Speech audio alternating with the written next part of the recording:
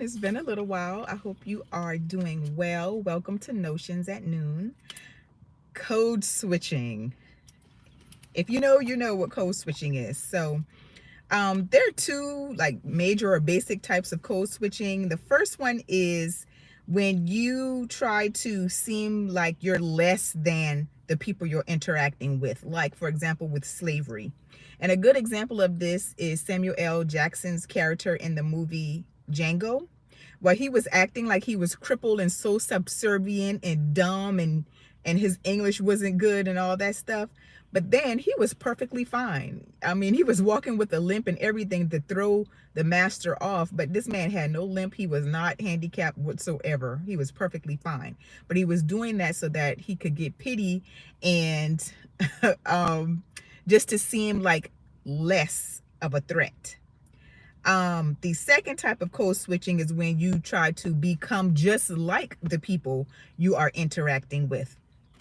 So some of the reasons why people code switch is they do it to fit in with social norms, and make other people feel comfortable, just like Samuel L. Jackson's character. The second reason is to get fair or equal treatment. And the third reason people code switch is to survive. So you're going to try to assimilate into the culture or the environment that you're in. So as they say, when in Rome, you do what Rome does, or you know what I'm saying? So, or you do what the Romans do. So some examples of code switching are when you are casual with your friends, but then you turn the professionalism on extremely high when you are at work. Or you're speaking to people that could get you into a different position. Next is using academic language, for example, to write a paper when that's not how you talk or you operate or you communicate usually.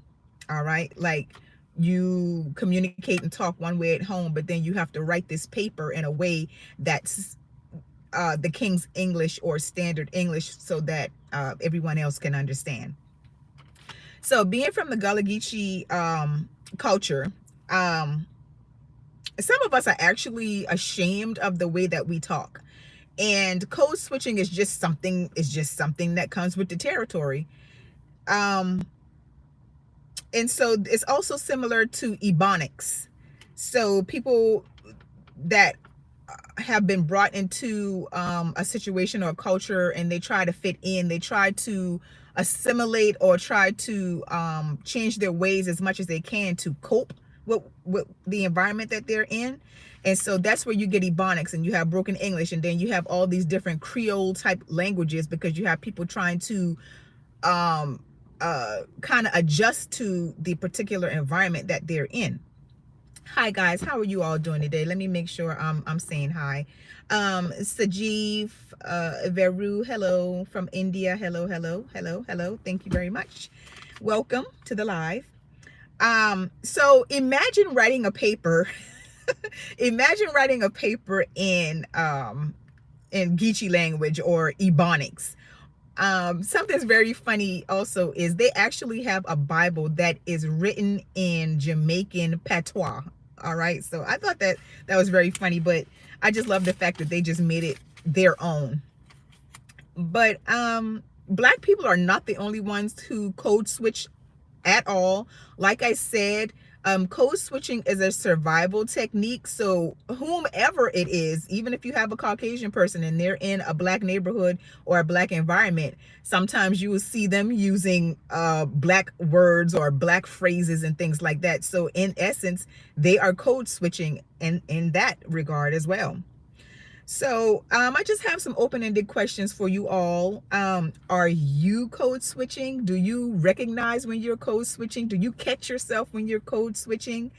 Is it still necessary for us to code switch? We always talk about how important it is to be ourselves and everything like that, but are we truly at a place here in America where we can truly be ourselves, where we can truly speak whatever language we speak at home or whatever vernacular we use at home around our family and friends? Can we truly go out into the workforce and speak like that?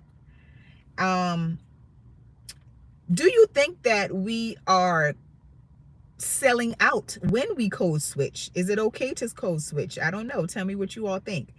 Um, and my last question to you all is, before I ask my question, I'm going to greet the rest of the people that came in.